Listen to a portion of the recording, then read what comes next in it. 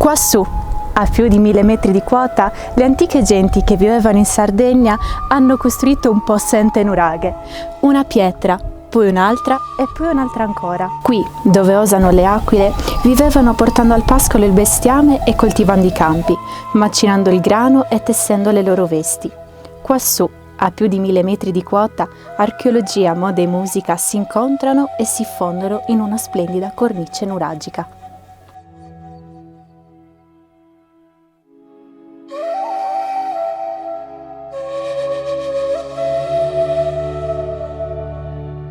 Siamo a Seui e questo è il Nuraghe Ardasai, costruito più di 3000 anni fa, dove sbocciano le peonie. Quassù, dove osano le aquile.